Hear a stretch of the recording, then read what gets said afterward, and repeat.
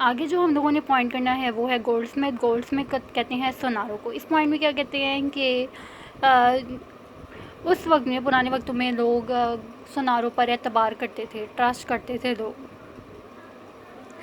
सोनारों ने मर्चेंट्स के बाद बैंकिंग सिस्टम को जो था इम्प्रूव किया, लोगों को मज़ीद इंट्रोड्यूस करवाया।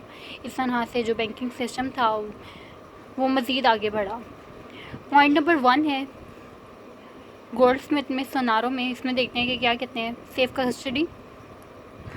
इस पॉइंट में कहते हैं कि सोनारों के पास एक मज़बूत अलमारियाँ होती थी, कि लॉकर होते थे, बॉक्सेस होते थे, जिसमें वो लोगों के प्रीशियस मेटल्स को या फिर उनकी मानतों को सेव करते थे, महफूज करते थे, जिसकी वजह से लोग उन पर ट्रस्ट करते थे। लोगों को पता होता था कि अगर हम अपनी इमारतें गोल्डस्मिथ के पास रखवाएंगे, सोनारों के पास रखवाएंगे, तो चोरी हो जाने का ख़तरा जो है वो नहीं होगा।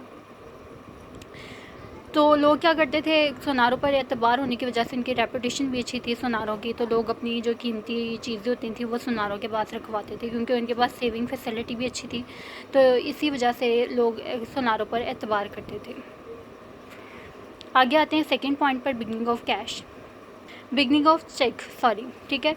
तो ये पॉइंट मैं आप लोगों को एक करवाने से पहले एक बात बता, गोल्डस्मिथ ने एक स्लिप इशू की, एक रिसीप्ट इशू की उन लोगों के लिए जो सोनारों के पास अपनी चीज़ें ऐसा इमानत रखवाते थे उस पर ट्रस्ट करके, ताकि वो रिसीप्ट देकर लोग अपनी चीज़ें वापस ले सकें, ठीक है।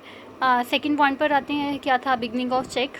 इसमें क्या कह रहे हैं कि after some time the goldsmith issue return permissions in favor of depositor to get their money and other valuable back. These receipts started to pass from hand to hand in settlement of different transactions with full acceptance.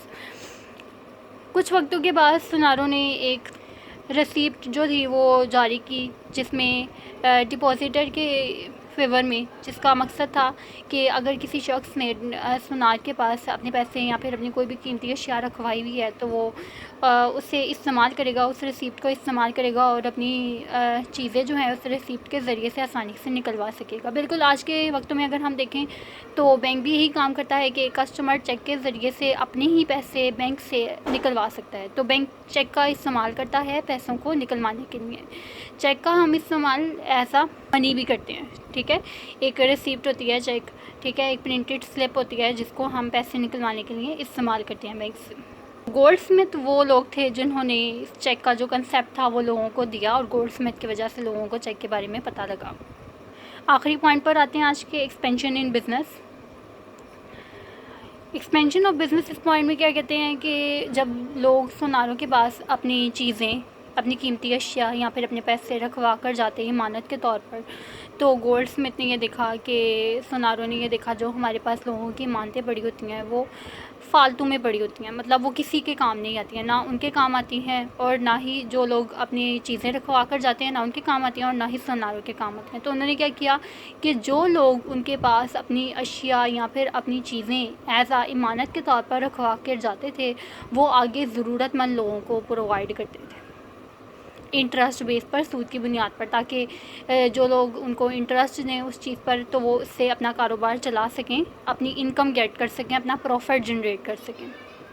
तो इससे क्या होता था कि Goldsmith interest basis पर, interest की बुनियाद पर अपना प्रॉफिट जनरेट करने लगे। जिस तरह अभी मैंने आप लोगों को पीछे एग्जांपल में बताया कि बैंक अपना प्रॉफिट कैसे जनरेट करता है, बिल्कुल उसी तरीके से गोल्डस्मिथ ने यही काम शुरू किया जो आजकल बैंक कर रहे हैं, मॉडर्न बैंक कर रहे हैं। बिल्कुल उसी तरीके से पहले पुराने वक्तों में गोल्डस्मिथ ये काम करते थे कि लोगों से जिनके पास सरप्लस मनी मौजूद होती थी उनसे उनके पैसे लेकर तो आगे ज़रूरतमंद लोगों को देते थे, और जब ज़रूरतमंद लोग उन पैसों को इस्तेमाल करते थे तो बैंक उनसे इंटरेस्ट लेता था, और गोल्डस्मिथ भी यही काम करते थे कि उनसे इंटरेस्ट लेते थे और उस इंटरेस्ट से अपना प्रॉफिट क्रिएट करते थे। आज के आखिरी पॉइंट पर आते हैं, modern banking. With the passage of time the banking activity have greatly increased. Now they deal large number of matters such as obtaining fund, advancing loan and making investment in different sector. Because these activity bank is considered as independent element of economic development. क्या कह रहे हैं कि आज के दौर में क्या हो रहा है कि बैंक ना सिर्फ लोगों को उधार देता है, बल्कि बैंक जो है बड़ी बड़ी इन्वेस्टमेंट करता है प्रोजेक्ट में। कोई गवर्नमेंट का कोई प्रोजेक्ट होगा बड़ा, जिस तरह हम लोगों ने बड़े प्रोजेक्ट गवर्नमेंट के देखे हैं, मेट्रो बस या ऑरेंज ट्रेन जो अभी फ़िलहाल चलनी है, अल्लाह ही जाने कि कब चलेगी, लेकिन बैंक ने उसके अंदर, डिफरेंट बैंक्स ने उसके अंदर ह्यूज इन्वेस्टमेंट की है। ठीक है, बैंक जो है लोगों के पैसों को बड़े बड़े प्रोजेक्ट में लगाता है ताकि बैंक उनसे इंटरेस्ट ले सके उन प्रोजेक्ट से, और इस तरह से फिर बैंक जो है आहिस्ता आहिस्ता अपना प्रॉफिट जनरेट करना शुरू करता है। तो शुरू में जो हम लोगों ने पढ़ा था वो थोड़ा बोरिंग था, क्योंकि उसमें उन्होंने बताया था कि बैंकिंग हिस्ट्री के बारे में थोड़ा बहुत बताया था कि बैंकिंग किस तरह से स्टार्ट हुई, किन किन लोगों ने बैंकिंग को इम्प्रूव किया। तो लेकिन अब जो हम लोग पढ़ेंगे वो इंटरेस्टिंग है, बहुत ज़्यादा इंटरेस्टिंग है। आप लोगों को बहुत मज़ा आएगा अगर आप लोग इसे अच्छे तरीके से पढ़ोगे, तो आप लोगों को बहुत सी चीज़ों के बारे में पता लगेगा बैंकिंग सेक्टर से रिलेटेड। तो ये जो आगे जाके आप लोगों के लिए बहुत हेल्पफुल होगी, जो बच्चे आगे बैंकिंग सेक्टर की तरफ जाना चाहते हैं। तो बाकी फिर हम इंशाल्लाह बाद में करेंगे। आप लोगों का ये क्वेश्चन पूरा हो चुका है। अब जो हम लोग आगे करेंगे वो एक न्यू क्वेश्चन होगा। ठीक है, बाकी फिर हम इंशाल्लाह बाद में देखेंगे।